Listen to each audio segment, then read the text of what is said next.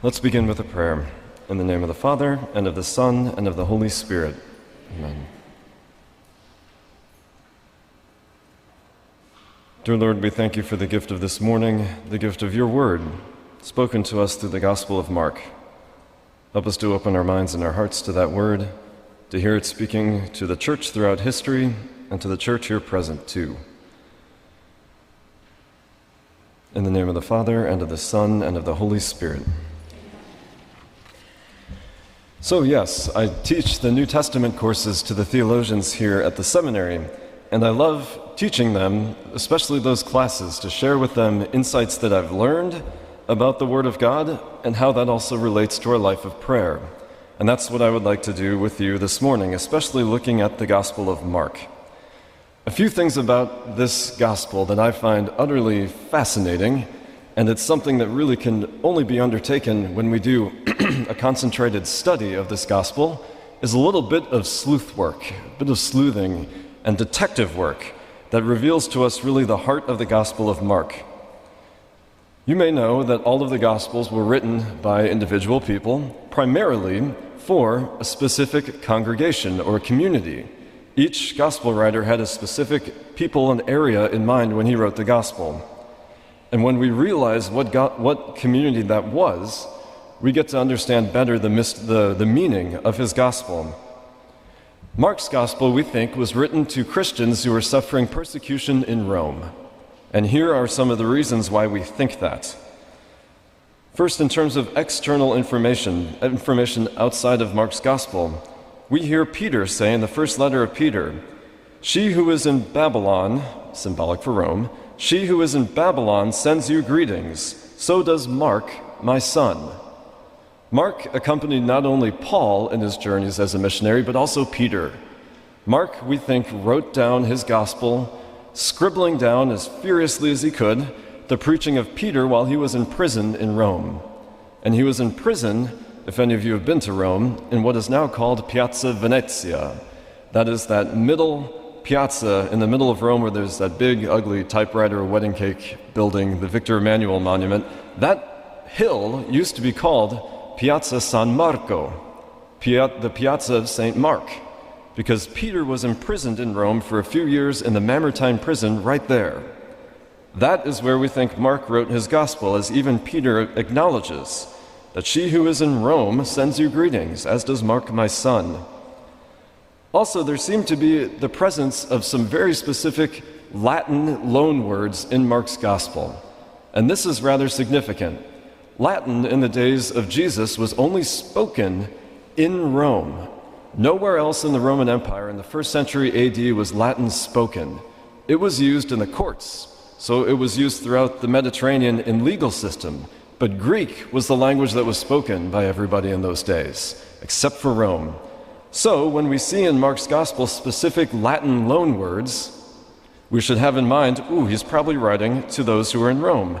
For example, wrote words like legion, words like denarion, which is the Latin word for a single day's wage, one coin. A word also centurion, and lastly, perhaps most decisively, in the account of the widow's mite, the little penny that she puts into the treasury. In Mark's gospel alone, it's called a quadrantes. A quadrantes was a coin that only circulated in the eternal city. It is found in no other place in the whole Roman Empire. External factors like that lead us to think, something about this gospel was speaking right to Romans. A few other factors, too, at play that I find rather interesting. We find in Mark's gospel certain indications of Nero's persecution. In Mark 10:42, Jesus criticizes those who rule over the Gentiles and lord it over them. Only in the city of Rome, before 70 AD, were Christians persecuted. The first Christian persecution by Romans, by the Roman Empire, took place in the eternal city. After 70 AD, when they destroyed the temple in Jerusalem, then Christians were persecuted everywhere. But until then, it was only in Rome. And if Jesus predicted the temple's destruction in Mark's gospel, it had to have been written before that destruction. And the only place where Christians were being persecuted before that destruction was the eternal city. Also, at the very beginning of Mark's gospel, and this is the reason why his gospel in iconography is depicted with a lion, it says that Jesus was baptized by John in the Jordan, and the Spirit cast him into the wilderness, where, quote, he was with the wild beasts. The word used in Mark 1:13 for beasts, theria, is the exact word that all of the Roman historians used to describe the animals in the Colosseum and the circus of Nero, Caligula, where Christians were killed. They were fed to the wild beasts, theria. That can't be a coincidence. Jesus, right off the bat, tells the Christian community through the Gospel of Mark, I'm with you. I too am with the wild beasts. Another detail is that we read in Mark's Gospel that the disciples will be salted with fire at the hand of the authorities. In Rome, the Christians were led, especially at the beginning of the persecution of Nero, into the circus of Caligula, and they were clothed in animal skins and lit on fire to illuminate the night games. So when it says in Mark's Gospel that they will be salted with fire, seems to be speaking to the historical situation of Christians in the eternal city. And lastly, and this one actually is subtle, but I think quite sure, Mark's Gospel seems to reflect Roman law, not Jewish law, when it comes specifically to divorce. In Jewish law, only husbands were allowed to divorce their wives. In Roman law, both the husband and the wife had the legal right to enact a divorce. Only in Mark's Gospel, when Jesus is talking about divorce, he says, a man who divorces his wife and marries another commits adultery, and if she divorces and marries another, she commits adultery. That tandem, the both and, that it's the prerogative of both the man and the woman, that is only seen in Mark's Gospel, and that is how Roman law treated divorce. Once again, another internal information that seems to indicate that the location of Mark's Gospel is Rome, and his audience seems to be Gentile Christians under persecution. That context is going to be very important as we look at the first passage on which I would like to reflect with you this morning. There are two that I would like to reflect with you, and there are two principal points. First, to realize and appreciate how this gospel was spoken very subtly but distinctively to a group of Christians. And then secondly, how does this gospel speak to us? So if you look on your handout, you will see the passage in chapter 1, the first slide, of the Gerasene demoniac, a passage with which we're familiar, but there's some subtle details going on that I find fantastic and really fascinating that I'd like to share with you this morning. So the passage goes like this. They came to the other side of the sea, to the territory of the Gerasenes. When he got out of the boat, at once a man from the tombs who had an unclean spirit met him. The man had been dwelling among the tombs, and no one could restrain him any longer, even with a chain. In fact, he had frequently been bound with shackles and chains, but the chains had been pulled apart by him, and the shackles smashed, and no one was strong enough to subdue him. Night and day, among the tombs and on the hillsides, he cried out and bruised himself with stones. Catching sight of Jesus from a distance, he ran up and prostrated himself before him, crying out in a loud voice, "What have you to do with me, Jesus, Son of the Most High God? I adjure you by God, do not torment me." Jesus had been saying to him, "Unclean spirit, come out of the man." Jesus asked him, "What is your name?"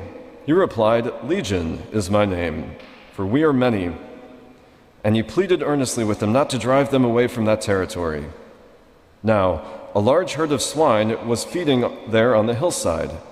As they pleaded with him, "Send us into the swine, let us enter them." And he let them. And the unclean spirits came out and entered the swine. The herd of about 2,000 rushed down a steep bank into the sea, where they were drowned. Then the man went off and began to proclaim in the Decapolis what Jesus had done for him, and all were amazed.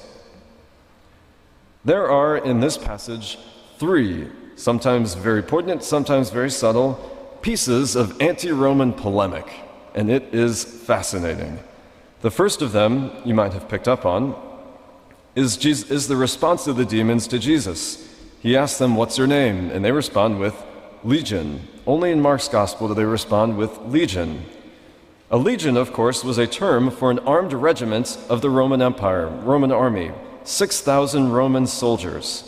These were mighty and terrible military units, and some of the legions had a particular reputation for being effectively brutal and nigh unconquerable.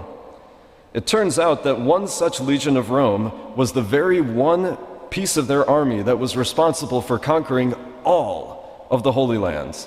The entire strip of Palestine was conquered by one Roman legion. They were that strong. What had happened in the mid-century, first century, was that a group of zealot Jews, rebelled against Rome and tried to overthrow them. So Rome said, "We've had enough," and they sent a legion in there to wipe them out, and they did. One single legion. It was called the 10th Legion. In Latin, Legio Decimo Fretensis, it was called. So, by hearing the word legion, Roman Christians already have their ears picked up, and they recognize that Jesus is speaking right to them. The first word is legion. The second, actually, is rather subtle. Quite felicitously, not too long ago, in the region of Gerasa, archaeologists turned up from the ground a base camp of the 10th Legion, right next to where Jesus expelled these demons. Why I say this is felicitous is because we know from the Roman historians that every legion carried into battle 3 items. 1, a banner with SPQR, Senatus Populusque Romanum, and this is on slide 2. 2, every legion carried in a brass eagle on top of a pole. And 3, every legion carried into battle a banner with the animal mascot for their regiment. And guess what animal was on the banner for the 10th Legion? A boar, a pig. There we see in this passage the legions begging Jesus, "Send us into the pigs." That can't be coincidence. There's no way that that is a coincidence on the part of Mark. By doing that, we see, again, what Jesus is doing. He is reaching and speaking into the situation of Roman Christians under persecution by the empire. And he's telling them, "I am with you, and I am mightier than Rome. All that I have to do is say a word, and these legions depart, go into pigs, and are drowned in the sea. All I have to do is say a word." That message communicates such hope and such consolation to Roman Christians. So the first word that is anti-Roman polemic is legion, the second is boar, and the third is the one that's subtle. It's what the demons say to Jesus. The demon says to him, "Jesus, Son of the Most High God, I adjure you by God, do not torment me." Irony of ironies, "I adjure you by God" was the classic Jewish exorcism formula, by means of which a rabbi would expel demons from a person. Irony. The demons are asking Jesus to expel them. Before they can even put their foot in their mouth, Jesus lets them, and he says, "Fine, be gone." And they depart into the pigs, and they go into the sea. That, again, is not just Jesus speaking to the hearts of the Romans, he's mocking Rome. Just like the demons thought that they would mock Jesus, Jesus showed himself mightier, so too, Jesus, in Mark's Gospel, is convincing the Christians, be of good cheer, and even doing it by mocking Rome. It's fantastic. So those are 3 instances in which we see in this passage Jesus speaking back then, 2,000 years ago, to Christians. How, though, is Jesus speaking to us here in this passage? We believe that the Word of God is eternal, and that it is ever ancient, ever new. We know that it is living and effective, so it has to speak to us too. And there is a specific message that I think it is speaking to us. And we see this in a few other details of the text that are in bold. First of all, it is the word Gerasa. This place was in the region of the Decapolis, Mark says, in the city of Gerasa. The Decapolis were a series of 10 cities that Rome built when it conquered the Holy Land, when it invaded the Holy Land in 63 BC under the general Pompey, who became an emperor.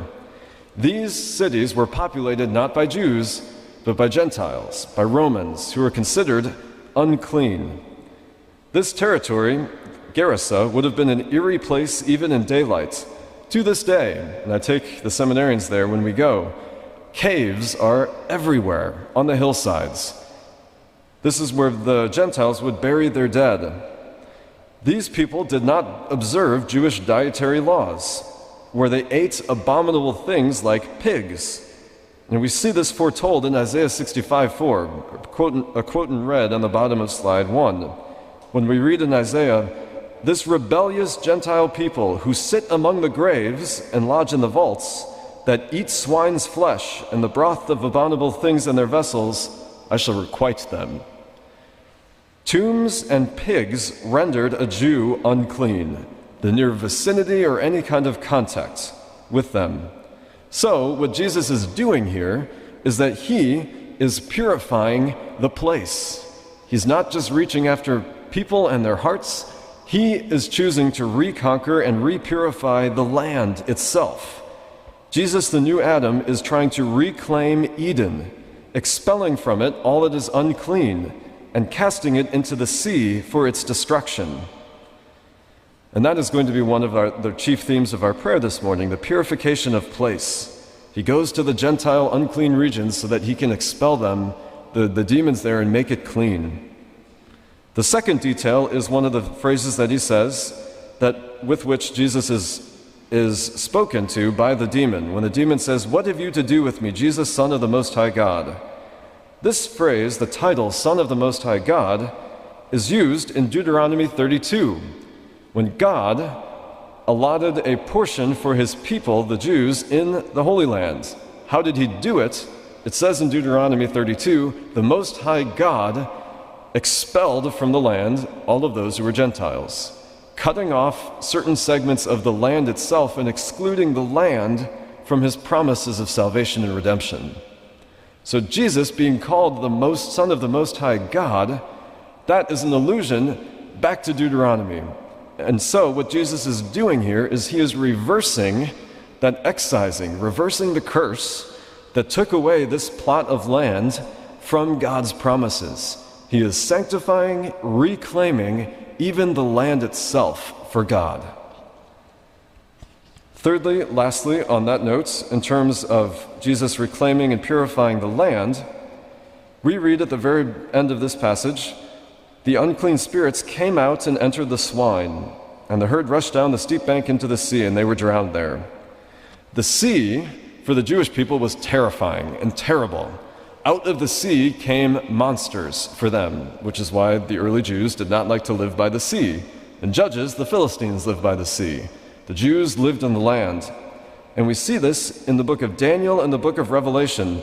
What comes from the sea? Awful figures like a lion, a bear, a leopard, a bird, to whom would be given dominion to devour God's faithful. Jesus here, by casting the pigs into the sea, is reversing the direction of evil, sending evil back into the water. Like Pharaoh's army in the Old Testament, the oppressors of God's people, God's adversaries are being thrown into the water and cast out and drowned.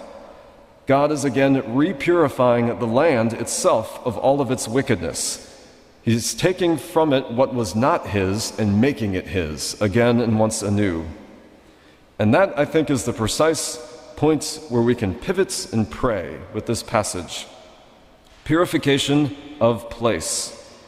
Is there anything in your heart, or even maybe in your home or your habits, that needs to be expelled, that needs to be purified?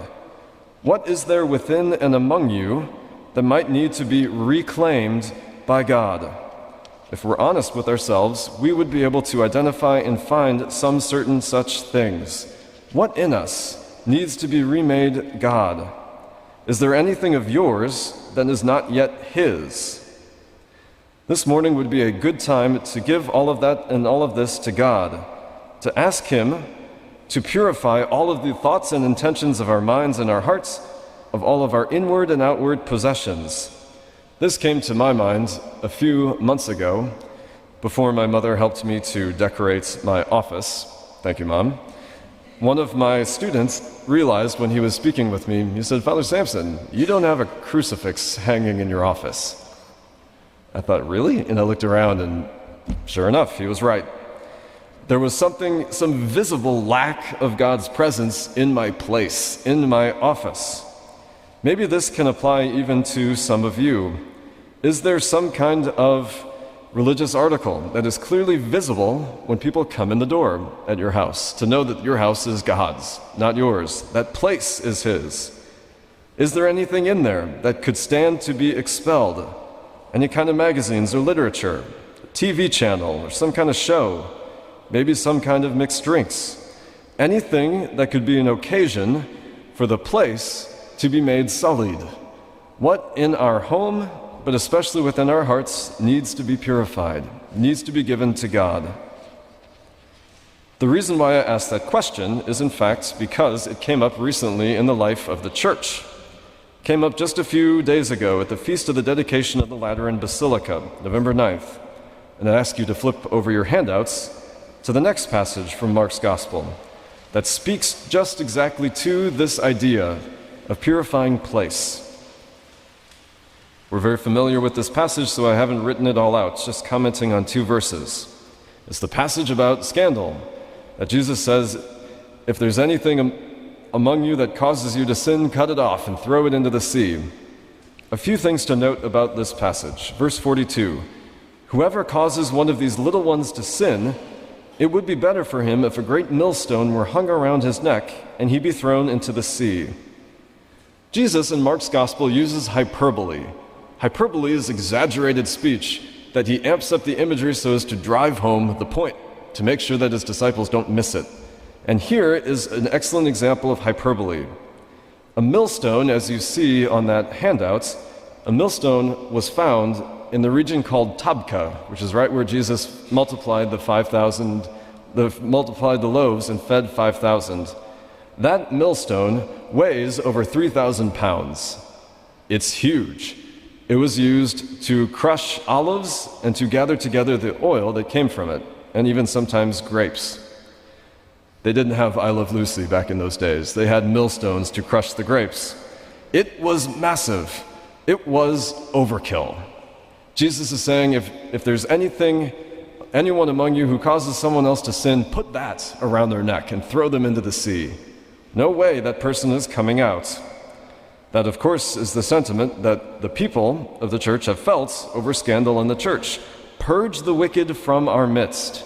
Purify the land of the church, even if we have to do it hyperbolically. Verse 43, and Jesus then says, if your hand causes you to sin, cut it off. It's better for you to enter life maimed than with 2 hands to go to hell, the unquenchable fire. Again, here Jesus uses hyperbole. Because grave sins merit hell, avoiding them requires us to take action that is so serious that it can be compared to bodily dismemberment. And I can't help but think in this moment of the letter of King Louis IX to his son, which we read every time his feast day comes up in our office of readings. He wrote to his son, keep yourself, my son, from everything that you know displeases God, that is to say, every mortal sin. You should permit yourself to be tormented by every kind of martyrdom, and should permit all of your limbs to be hewn off before you would allow yourself to commit a mortal sin. Wow, that's how strongly this saint felt about avoiding mortal sin. And that could be a good chance for us to pause and consider. In our lives, in our homes, are we ever putting ourselves into the near occasion for mortal sin? Is there something in my life that I can remove so as to remove that possibility of me entering into that near occasion? Jesus wants to purify that place, that sacred place. And one such sacred place is the realm of friendships. St. John Chrysostom explained this verse, the moral meaning of this verse, when he said, severing bodily limbs signifies the amputation of intimate friends. When close companions drag Christians away from holiness, they must be cut away. It is better for us to enter heaven without them than to maintain their company in everlasting misery. And this is a question that we often ask our teens, and maybe also you, some of your children.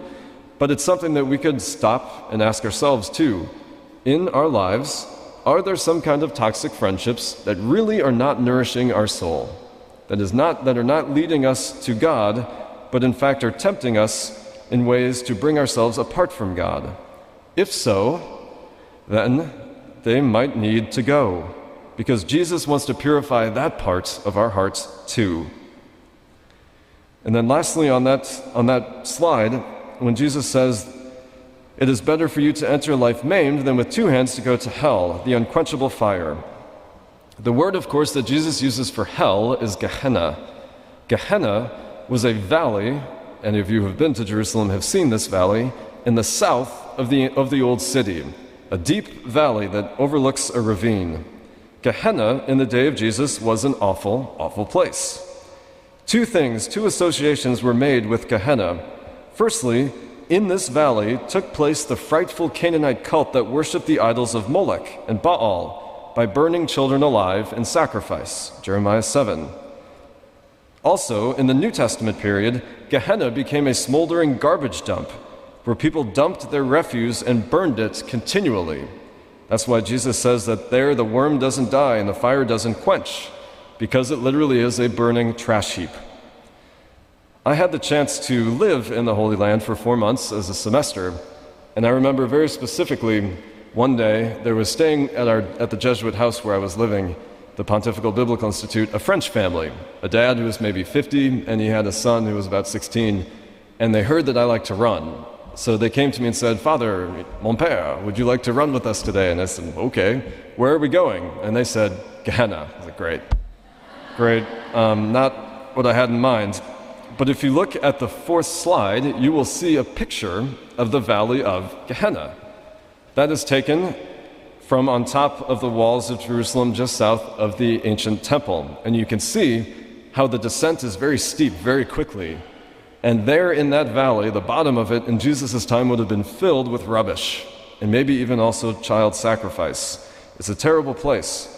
So when we were running through Gehenna, we're running and I'm kind of uneasy, but we're trying to speak some French to them, trying to distract myself. And all of a sudden in that valley, near one of those homes, a pit bull comes out of the house or the lean-to, and it gets stopped on the chain. And I'm thinking, thank the Lord. And then it lunged again and it broke through the chain and came right to us.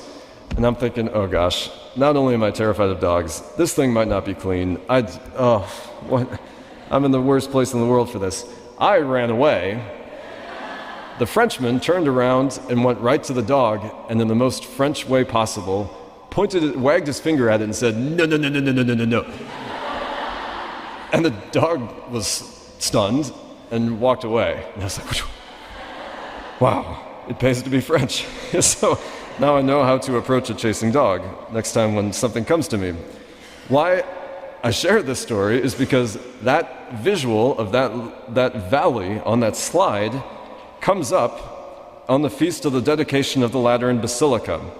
On that last slide, you see an excerpt from Ezekiel 47, when it describes the graces that flow from the altar. And it says this: "The angel brought me back to the entrance of the temple, and I saw water flowing out from beneath the threshold of the temple toward the east, for the facade of the temple was toward the east. He said to me, 'This water flows into the eastern district down upon the Arabah and empties into the sea, the salt waters, which it makes fresh. Wherever this water comes, the sea shall be made fresh.'" If you were to stand in the old temple of Jerusalem and look east, you would be taken right to the Kidron Valley, near the Mount of Olives, and that valley doesn't go straight to the Dead Sea. If you look at that picture on your slide, the Kidron Valley empties into another valley before going to the Dead Sea, Gehenna. The water, the purifying and sanctifying and cleansing water that flowed from the temple passed through Gehenna. It wiped away the trash. It swept away all that was even grievously sinful to purify that place. And I think the lesson from that for us is the Mass. The graces that flow from the Mass are graces that uniquely can wipe away the muck in our hearts and even work towards conversion of the purification even of our homes. I have to I recall learning here at the seminary, I didn't know this until I came here, but there are 3 actual instances in the Mass itself where all of our venial sins are wiped away. Fascinating thing that our church history has told us. When we do the penitential rites together with a priest, when the gospel is read aloud, and when you receive the Eucharist. Literally, when that happens, Ezekiel 47 happens in your heart. The water that purifies from the temple flows to you and washes away all of the muck, just like it did in Ezekiel's vision for Gehenna.